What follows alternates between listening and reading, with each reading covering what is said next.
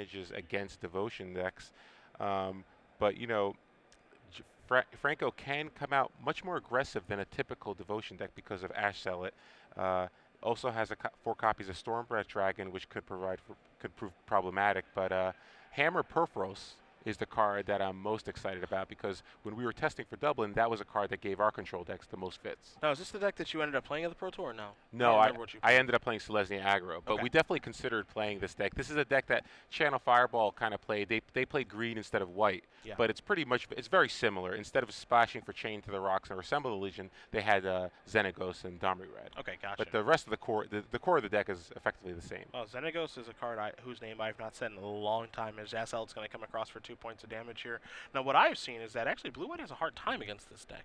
Yeah, well, Hammer, the haste creatures and Hammer Perforos can prove very problematic. There's not it can be quite frustrating to deal with those cards, but still, you have Supreme Verdict to deal with all the devotion guys, and you still have Dissolve. Like, Dissolve and Sphinx of Revelations can be very difficult to beat. But Franco has the perfect start here. Turn 2 haste creature, turn 3 hammer. So let's see if Jacob has a detention sphere here. And hammer is an absolute pain for control decks to be able to deal with. You know, just the fact that he gives all the other creatures haste and they can start pumping out creatures, it's just a control deck's nightmare. He does have a detention sphere for it, but does he want to use it on that, or is he just going to pass? So it looks like he's not going to use it, and he's keeping up Dissolve mana, and he also has an Azorius Charm here. The problem is that Franco can choose to just start cranking out guys if he wants to. Obviously, he has to be a little bit concerned here about the Azorius Charm and Dissolve. So let's see what Franco decides to play around here. He's got a Fanatic in his hand. He also has an untapped land, so he could just slam down Fanatic right now, hope that it resolves, deal 5 points of damage, and get in for haste. But with Wilson just having 3 mana up right now, I can't imagine that he thinks, does Franco, that he's good to go. Yeah, I actually kind of like just attacking for 2 and passing, because then you can make a 3/3 at the end of his turn, kind of give yourself a little more information. But looks like he's just going to go for the Fanatic here. Dissolve comes down, and now you're just going to get attacked for 2. So Franco wasn't really able to capitalize.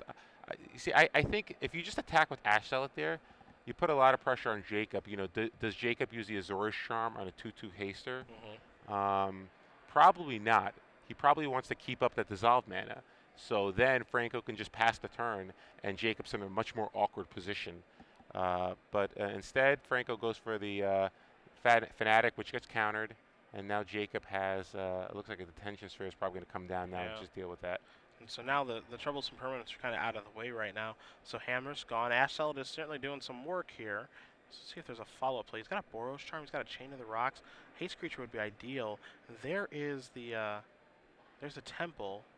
Yeah, and Jacob, I think, was okay. He dodged a Stormbreath Dragon, but even if a Stormbreath Dragon came down, he does have a Supreme Verdict in his hand to deal with it. So does he have the white mana? He's oh, that's right. He now. only has a Azorius Guildgate in play, so he doesn't have double white. He does have a Sphinx of Revelation in his hand, though, so he will be able to draw some cards this turn if he chooses to. Jacob at 12 life now. Still relatively high, honestly. Yeah, relatively high, and again, he has that Sphinx Revelation in his hand, so don't think he's in too much danger right here. Franco looks like he drew another Ash Zealot. He has a Chain to the Rocks, which is basically dead in this matchup. So, you know, the thing about Blue-White, when you have to play against them, you have to worry about all the open mana. You have to bop and weave your way around the things that they could possibly have. Is it Counter Magic? Is it Azorius Charm? Is it Last Breath? Is it Revelation? You know, what instance do I actually have to worry about? What instance do I care about? As he's going to start, Will Franco, with another copy of Ash Zealot. And I think Jacob's okay with letting that resolve. He's going to take 4 here, drop to 8, but then he can gain 2, go back up to 10, try to dig for that Supreme Verdict. Here's the question, though. Do you want a chance not drawing a white source? Yeah, it's pretty risky, and it's also a baby revelation, too. Your first revelation is just going to be 2, so it's a glorified divination at this point. That's not really all that exciting. He could only cast one of the Azorius Charms in his hand because, he doesn't have access to double white. So it looks like he is just going to take 4 and just try to draw 2 cards here, I guess. Could potentially just cycle an Azorius Charm, too, just to try to maintain. But I think he needs to just draw as many cards as he can, try to get into that double white as soon as possible. So Revelation for 2 is going to resolve here for Wilson. Again, one of the nice things about Blue-White is they have so many basic lands that a lot of lands are going to come into play on tap. But I don't think he found the white again. Didn't find the white, but does have a detention sphere. That's so pretty good. Even better. plays a Mutavault, now plays a Tension, deals with both of the Ash Zealots. And again, doesn't have a counterspell, so he's still a little bit vulnerable to Stormbreath Dragon here, but looks like, oh, Franco drew another dead card in Mizian Mortars. So Mizian Mortars chained to the rocks, terrible against blue-white control, especially this particular build. So Jacob looking really good now because now he can cast Revelations for 4. Yeah, Wilson's got to love his game state right now. He's sitting at 10 life. He's got a bunch of lands in play, and even though he doesn't have double white, everything else is going okay. As now Boris Reckner is going to show up to the party, Yeah. and now there's a Revelation, so that's going to be for 4 this go around. Yeah, Jacob can Revelation for 4. He could, if he draws a white, it looks like he did get a Plains. He can cast Supreme Verdict, or he could just say, I don't care about it because I have double Azorius Charm anyway. So Jacob probably just going to content to just discard down to 7 cards and pass the turn back. Oh, now he's discarding white sources now, the S2. Yeah. Okay, fine. I don't need these anymore. So Franco looks like with 2 dead cards along with a land in his hand, it's going to be difficult for him to mount an attack here. Really doesn't have much going on here. Now he's going to have to draw another Boros Reckoner, that same Boros Reckoner next turn. So yeah, and this is where Azorius Charm is so backbreaking, right? Because, you know, a lot of times you can cycle it, but now it's just, okay, draw that Boros Reckoner again, a card that I don't even really care about in this matchup. It's actually acting as a time walk. Yeah, and now Jacob's going to cast another huge Revelations for 6 here. And yeah, this is where the blue-white control deck just starts to move further and further away. It has a firm, it can't win very quickly, but you certainly don't feel like you're winning on the other side of the board. Yeah, I mean, when they have that many cards? Yeah, you know it's just basically this game is just slowly but surely just moving further and further into Jacob's grasp to the point where Franco just won't be able to do anything. And eventually Jacob is either going to draw an Elspeth and lock the game away with that, or just use the Elixir Mortality to rebuy all his counter spells and removal and everything. Yeah, you see Wilson just discarding Lance at this point. He's ready. He's ready again to, you know, cast another Azorius Charm, put that Reckoner back on top. He has the Detention Sphere on a Verdict if he cares about anything that Franco's going to do, and eventually he'll find himself a way to win the game. That's, and, you know, that's the thing about this deck is eventually I'll kill you. Yeah, and this is kind of where I like the green splash version of this deck as opposed to the white, because Domri Red can act as removal spell against certain decks, and sometimes it's even better against weenie decks if you have Boros Reckoner than Chain to the Rock. So, and plus you can actually cast it off of Burning Tree Emissary, so that your mana is a little bit better when you splash green. Now, I thought the mono red devotion deck when splashing green, I actually thought that matchup against blue-white control was much better because obviously Domri is a huge upgrade in the matchup. Yep. But unfortunately for Franco, he just has too many dead cards game 1, it looks like, and he just can't compete with cards like Stranger's Revelation from Jacob's deck. Yeah, every single time he draws Mizian Mortars or Chain to the Rocks, and he has 4 mortars and 3, excuse me, he has 3 mortars and 3 chains. He has 6 dead draws in his deck. It's just a nightmare. Yeah, so Boros Reckoner comes down yet again, and Jacob basically just going to be playing this long game here, still going to be slowly digging for that Elspeth or, you know, Elixir, but it's going to be a Stormbreath Dragon. Unfortunately for Franco, there's no way that's resolving. Well, he might, he could let it resolve. He's just going to take 4 and then cast Supreme Verdict. Yeah, so now he doesn't have to keep worrying about that Boros Reckoner. Sure. Yeah, at 16, because of all those Sphinx Revelations, it's nowhere nearly. I forgot his life total was so high. Yep. And it doesn't look like Jacob really even cares about attacking with Mutavaults here. Generally, you just see the blue-white control player. Those Mutavaults are more of a blocker than anything else, really. Yeah, I like how this deck just puts you in the sleeper hold. Yeah. That's all. Okay, you'll give up eventually. At some point, you're just going to get disgusted with how many cards I have and how many counter spells, and you can't do anything. Yeah, I think a lot of times the blue-white control player just hopes that their opponent just concedes. Yeah, it's like, do I really have to go through the motions? Come on, I got 5 counter spells. You know you're not winning this. Yeah, that's how it feels sometimes. There's only one Mutavault's going to come across now. Going to leave the other one back. All right, so Jacob now did draw the Elixir too. Oh, boy. Franco. Yeah. Can I see what you're going to shuffle in? Oh, just 3 revs, couple of lands, some removal spells. Yikes. And you're going to gain 5 life? Sure. Okay. So Franco now trying to. The problem is there's not many cards that Franco can top deck, and the sequence of cards that he would need to draw, it's probably like, well, there's one of them. That's obviously a good draw, but clearly Jacob has a fistful of counterspells, and he might not even want to, but. Yeah, at this point, I think he's just going to start to scrying a little bit, sculpt the perfect hand, and he kept the card on top, too. Jeez. So What is this card? Oh, And okay. it's Elspeth. Okay, that's So a good card to at keep this up there. point, you'd imagine a concession is in short order here. Yep. The Planeswalker is going to come into play. They've only got one of those in their deck, but now the Soldier tokens are going to start rolling out. As you see, Wilson's going to rearrange his board a little bit, get everything nice and easy. He's got a bunch of counter spells. 3 soldiers will be coming in to play momentarily.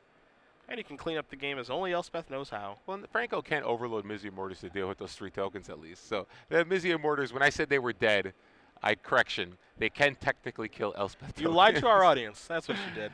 Chain of the Rocks isn't dead either. It can take care of it. It can take care of a token too. So they, by definition, they are technically not dead. Yeah. However, they're probably the worst cards you could imagine drawing in this matchup. Yes, they are. And those 6 will go to the bench pretty fast when we move to the sideboarded game here. But it's just it's an uphill climb. I think Franco got off to a nice start, but he just didn't get a lot of use out of his hammer. He ran that Fanatic into a dissolve, and that was pretty much it. Yeah, again, the way the game played out, I'm not sure there's much Franco could have done. However, I do think that turn 4, had he just attacked with Ash Zealot first, seen what Jacob did, I think Jacob just takes 2. And then I think he should pass and just start activating the hammer. Imagine if Jacob just attention sphere is there and you have a 3/3 in play plus a 2/2, and then you can cast your Fanatic Amalgus. The whole game state just changes. So I think that turn was probably the critical turn for Franco. And especially when Wilson was fumbling around with white mana, not able to get to Supreme Verdict. Exactly, yeah. Because when your blue-white control player, when your blue-white control opponent passes with 3 mana up, you have to think something's up. You can't just tap out into a counterspell there. Yeah. It could be Syncopate, it could be Dissolve. So I think your best bet there is to just attack and pass. But instead, we're in the position we are in now where Jacob is basically in firm control of this game. Yeah, I mean, this game has gone exactly how he wants it to. He's got to draw a lot of cards, play a lot of land, gain a bunch of life, going to draw 2 more cards via Divination. He's got Elixir and Elspeth into play. If Cunio's watching at home, he's smiling from ear to ear. This is exactly how his deck operates when it's working. Yeah, he couldn't be happier. Classic Cunio. Yeah, classic really Cunio is. hardlock. I remember one of Cunio's blue-white decks from the last season, where it, like, the only way it could win was just like it had like a Karn. Yeah. And that was it. And it would just put you in a Karn submission. Well, you know what the funny thing is, Cunio, I guess, to these players today, he's really known for these types of blue-white control deck. He built the Bant deck that Reed Duke had success with at the other Invitational. He obviously built this deck. So I think a lot of players know him for these sort of blue-white based control decks that grind out these really long games. But I know him for these weird decks that he used to play back in the day. I mean, we used to play together for Team CMU and Target back in the day, and he built these crazy decks. Like, he built a black-red zombie infestation deck that exploited cards that none of our viewers probably even know about, but it was this crazy deck. And then he built a Psychotog deck that he was one of the first people to really abuse Upheaval Psychotog, and he even had zombie infestation in the sideboard of that deck too. So he used to build much more aggressive decks. I think maybe his old age is making him a little softer, and he likes these long, drawn-out walks in the park type deck. You know?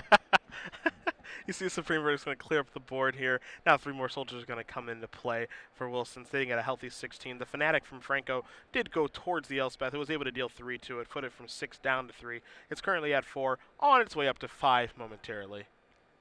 So Franco drops to 10 here from the Elspeth tokens, and we're going to get 3 more soldiers in play. And, yep, Jacob just does not want to attack with those Mutavaults. He's just happy just casting a Jace, playing a land, passing. He's got multiple counterspells in his hand along with the Tension Sphere. So Franco finally says, I've had enough. Yeah, no not more. Interested anymore. Please, no more. You're boring me to death, Wilson, as he is going to concede this game. So blue-white control up a game here over red-white Devotion. But I'm going to let you go to the sideboard first, because he's going to need to board out those 6 cards in Mizzium Mortars and Chain of the Rocks and get in some real action. Well, again, I'm not sure if it's enough to swing the matchup totally in his favor, but it definitely gets a lot better for him. He basically has up to 13 cards that he could reasonably be board in here. He has 2 copies of Assemble the Legion, 2 copies of Wear Tear, 3 copies of Boros Charm, 3 copies of Chandra's Phoenix, 4 Fire Drinker Satyrs, and 1 more Hammer of Perforos. Now, Assemble the Legion, that's an interesting card. It's obviously at its best against a deck like Mono Black Devotion. I'm not quite sure you really want it against blue-white control, to be honest, because it's answered by the Tension Sphere. It's answered by Jace, Architect the Thought. And I just don't know if it's a card that you really want compared to the rest of the sideboard. Though I think I'd want all those cards. I like bringing in Fire Drinker Satyr. You know, it's a one drop. It fuels your devotion, and especially if you're on the play, you know, sometimes just going Fire Drinker Satyr, Ash Zealot against a deck like Blue White Control, they might just not be ready for it. So I like the Fire Drinker Satyr. I like bringing in the third Hammer Perforos. Obviously, that card's really great. Same thing with Challenger's Phoenix. You know, it goes along with your plan. Fire Drinker Satyr, Ash Zealot, Challenger's Phoenix. That's the kind of curve that you might not be expecting from a deck like this. You Yep. know. Same thing with the Boros Charm. Boros Charm can go to the face. It can also protect your creatures from Supreme Verdict. So if you're going for that sort of Fire Drinker Satyr Phoenix plan, I would also bring in the Boros Charm. And obviously, 2 copies of Wear and Tear, very effective at dealing with the Tension Sphere, which is one of the few ways that Jacob has to deal with the Hammer Perforos. Could also see Jacob boarding in the one Python Needle in the sideboard too, which Wear Tear can take care of. You know, if it's going to lock down a hammer, Yeah. something of that nature, because I expect him to bring that in. Other cards that Jacob has access to: 1 Negate, 3 Gainsay, 2 Dispel, 2 Celestial Flare, 2 Last Breath, a Jace Memory Adept, 2 copies of Fiend Slayer Paladin, and 1 copy of Glare of Heresy. Fiend Slayer Paladin, a very easy one to bring in. He is playing against a red deck after all. 2 Last Breath, got plenty of targets. He doesn't know that he's going to have a lot more targets after sideboard. Yep. With the Phoenix and the Fire Drinker Satyrs. Celestial Flare, pretty good against Storm Breath Dragon. Can line up kind of poorly, though, once Franco does go on this more aggressive plan of, you know, playing a lot of spells early. Dispel's okay. Gainsay's obviously not for this matchup, and Negate is okay. I'm not sure if he's going to want those cards, but he has plenty of cards to bring in again with 2 Flares, 2 Last Breaths, 2 Fiend Slayer Paladins, and a Python Needle. Yeah, I like Negate only because of how good Hammer Perforos can be. If you have, especially being on the draw, I think you want a way to stop that turn 3. Because we've had draws in testing where we went turn 2 Ash Zealot, turn 3 Burning Tree Emissary, Hammer Bogarden, a Hammer of Perforos. You know, you need some way, you'd like some way to stop that, which Negate obviously does. Can also stop a Wear and Tear, obviously, and can counter his Assemble Legion if you think he's bringing that in as well. So I think Negate's fine there. But yeah, I'm with you. I don't think it gets too much worse for Jacob, but it really comes down to whether or not Franco draws that right combination of sideboard cards at the right time. Fire Drinker Satyr not nearly as good on turn 6 as it is on turn 1. I'm inclined to agree with you. So it's a gamble. I think it's a gamble that he has to take. But again, having only 4 1-drops in your deck, you're not guaranteed to have it in your opening hand. Yep. So it's one of those things where it's a cute strategy. I'm just not sure, you know, how effective it's going to be against Jacob, because I think Jacob's going to bring in those Last Breaths. Oh, I definitely think he's going to bring it in. So that obviously works out well. Also, Fiend Slayer Paladin, Yep. another card that can put a wrinkle into this plan. So. The other thing, too, something that we saw Joe Lissette do last weekend as he was working his way towards the title in Oakland, is he brought in Last Breath against these Red White to Ocean decks just to be able to target his own guys. Yeah. Target an Elspeth token, target a Mutavault if you have to. Yeah, it does. You know, Mutavault does get removed from the game, but, you know, Elspeth can get the job done by itself, as Jacob demonstrated in that last game. So the goal, as usual, is to just not die. Yeah, and you know what? Maybe this Fire Drinker Satyr plan would be better suited against a deck like Esper. Maybe he just wants to go big with the Assemble Legion Perforos plan. I mean, I'm kind of with you, though, where I don't love Assemble Legion in this matchup. I mean, I get it. Like, it can be good, but the answers are also pretty good from Wilson's sides, too. Again, Jace just trumps it immediately, as does Detention Sphere. But then, you know, maybe Franco's plan is to overload the Detention Sphere so that, you know, it actually does have an effect on the game. As you see, Franco's going to take a look at his opening hand here. Doesn't look like he has a lot of lands. He does have he has a Sacred Foundry and a Nykthos. Unfortunately, and it looks like he did go for that plan. He has a Boros Charm, Fire Drinker Satyr. He could curve into Fire Drinker Satyr, Ash Zealot. Unfortunately, he doesn't have a second red source. He has a Nykthos. That is his second land. So, but it looks like he did keep. He's going to go for it. He thinks he has to get a little bit lucky here to get the perfect draw. But no gamble. No gamble, no future. So he's going to take 2, playing a Sacred Foundry, and Fire Drinker Satyr will enter play. Azorius Guildgate from Jacob. Does he draw the second red? No, he draws a Perforos. Wow. So a little unlucky there for Franco. Franco's just going to have to pump there. Looks like he's going to pump for 2. And he's going to take 2, going to 16. Now Wilson's going to go down to 17. So past the turn.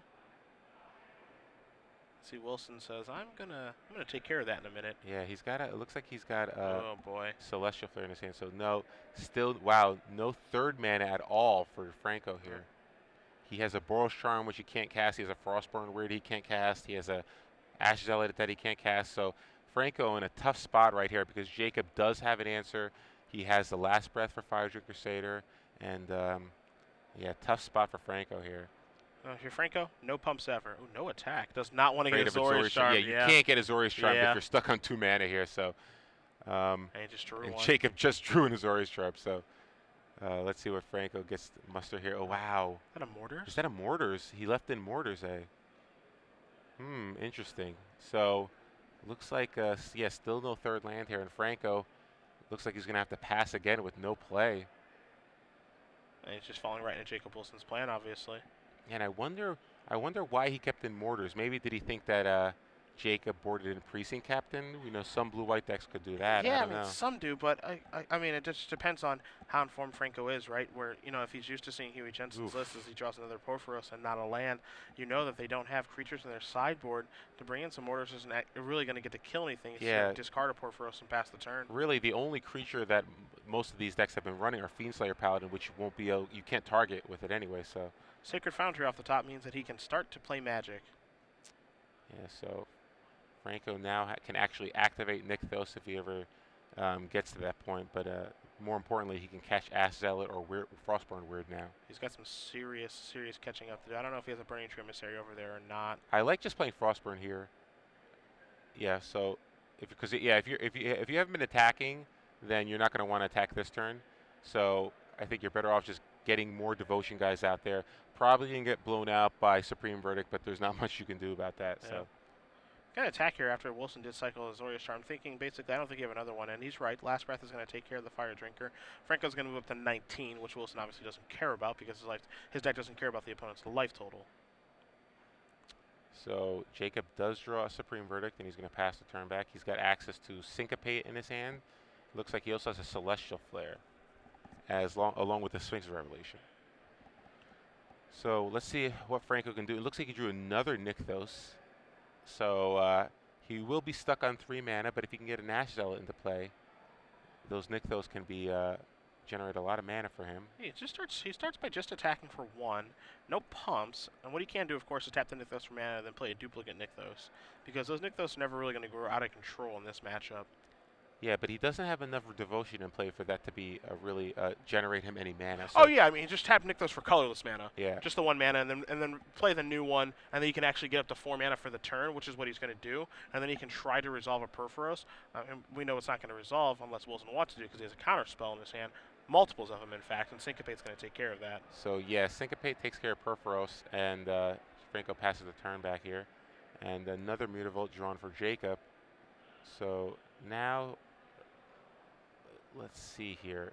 It looks like Jacob does have a negate as well as a stuff here. So this will be interesting here. If Franco decides to attack, Jacob can activate Mutavault block. If Franco pumps and wastes a turn, then Jacob can cast Celestial Flare. There's a Temple of Triumph. Take a look at the top card here. See where Franco wants to put that one. It looks like he's deciding to put it onto the bottom. Yeah, so at this point in the game, it's tough for Franco's strategy to kind of pay off because he didn't do nearly enough damage early on for cards like Fanatic and Hammer to kind of finish things off. So Ash Zealot looks like it's going to enter play here. Yeah, Jacob says that's fine. Come and get it. A little surprised the Mutavault doesn't get tough there. Mutavault can easily block here because Franco already played a land for turn. But he wants to cast Sphinx's Revelation. Figured it out. Good choice. Yeah. So yeah, Sphinx is for 4, goes up to 17, and wow, draws another Revelation, and has that Supreme Verdict still. So probably going to see that this turn. So we're going to do big, bigger, and biggest Revelation. Most likely this game as well. As there is your verdict for the 2-for-1, and oh wow, tough guy Mutavault. Able to get in an attack. I like that play. Wilson's going to be able to leave a Celestial Flare and Negate right now. Yeah, so maybe almost baiting Franco into casting a Stormbreath Dragon or something, thinking that he won't have a dissolve around it. So Franco does have a 5th land here.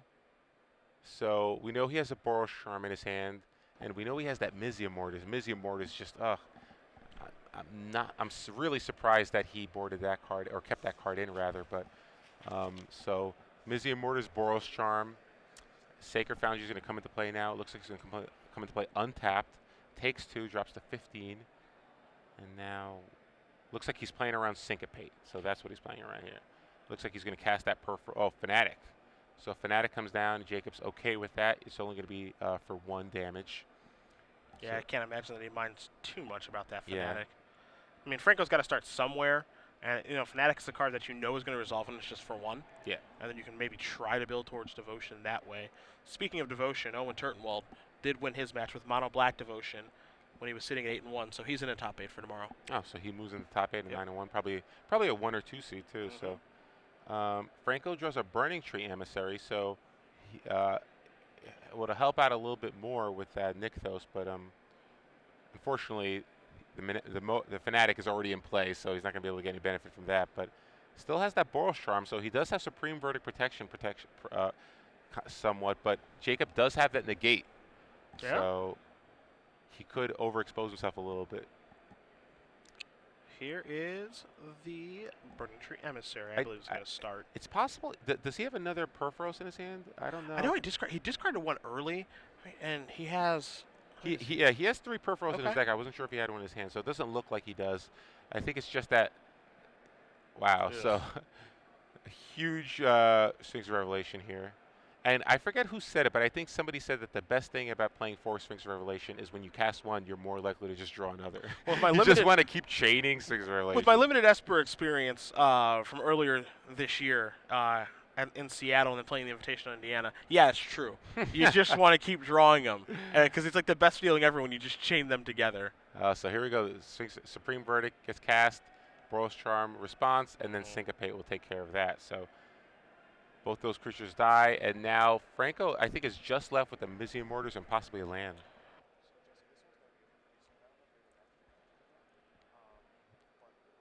So Franco draws a card, and it looks like it is a Challenger's Phoenix. So that'll give him something to do here. But Jacob does have Celestial Fair if he chooses to. No need to though. He's at 22 life. He has a Last Breath too. So Last Breath's going to get cast post combat. Or is this mid combat thing? I think it might be mid combat. Yeah, I think it might be mid combat. Not sure if he wanted to leave a counterspell up. So okay, Last Breath removes Challenger's Phoenix from the game. So Franco won't be able to actually do any kind of shenanigans getting it back. And see Wilson moves the 2 Mutavaults over with the rest of his lands. Yeah, it looks like he might start swinging with those Mutavaults. He might be a little bit more aggressive. But no, he's just going to pass. You loved that first time it got in. That may have been a one-time thing for just for the audience at home. Yeah, so it looks like he just wants to cast another giant Sphinx of Revelation here. So yeah, 3 Sphinx of Revelation in both of these games. So backbreaking. And yep, taps all the mana. This is the Boston Crab. The Walls of Jericho, whatever submission move is your favorite from the WWE. This is what this is right now. The first Revelation, the second, this is the third one. This is the one that oftentimes earns the concession and the tap out. It's just too much to overcome. If he ever finds the Elspeth, it's just over. Yeah, so there's a Jace. So that's one annoying card to deal with. Yeah. And he's gonna just uptake it there. And now there you go. Mutavault's coming. Give the people what they want. Get in there with that Mutavault. He also has a Python Needle as well. So looks like he's going to just discard down to 7 cards here. Mostly land. Probably has to do a spell. So there's that Python Needle. You can certainly tell that Wilson is comfortable playing this kind of Magic too. Ooh, so Wear and Tear is drawn by Franco, but that's not really going to do anything in this game. Yeah, no D-Spheres out there right now. Can't take care of future D-Spheres, assuming that Wilson doesn't have counter magic. But sitting at 28 life and a boatload of cards, I can't imagine that he really cares about anything that Franco does at this point. Yeah, Jacob has Franco on a 4-turn clock with those Mutavaults. If he attacks with them. If he attacks with them, which I expect him to, unless he draws another Sphinx of Revelation. Yeah, in which case, definitely resolve that. Find your elixir, shuffle them all back in, and do it again. Jace is going to tick up to 6. Hiya! Mutavaults are going to come into the red zone. Put Franco down to 11. Any other plays here from the young master? And there's a Fiendslayer Paladin. Okay. So the clock has been reduced by a turn, and Boros Charm looks like it's going to just go after Jace here, take it down to 2. That gets a thumbs up from Jacob. And Frostburn Weird is the draw. So yeah, the hand is Frostburn Weird, Mizium Mortars, and Wear and Tear. So pretty bad hand here for Franco. Not sure he's going to be able to. Three Rings of Revelation is tough enough to beat, but that hand certainly isn't the hand that's going to do it. So let's see what. Looks like we, yeah, 2 mana for Frostburn Weird here. Yep, Frostburn is going to come down. Jacob, I think, is probably okay with that. Really no reason to counter it. He does have the Detention Sphere, so let's see if the Wear and Tear plays a role here. Nope, he's just going to attack with everything. Yeah, as I think he should, honestly. I'll just turn everybody Oh, sideways. he has Azorius Charm. Yeah. So Azorius Charm is probably going to put the Frostburn Weird on top of Franco's deck, which is huge because obviously it takes another draw away from Franco. Yeah. Just playing the role of a Time Walk. You see Franco suddenly decide, do I block, do I not block, what have you. And now Azorius Charm's just going to put it back on top of his deck. So that's going to do it. Jacob Wilson is going to win this match in rather convincing fashion. Blue-White Control moves on to 9-1. So 2 big-name players are going to be in our top 8 tomorrow morning in Jacob Wilson and Owen Turtenwald.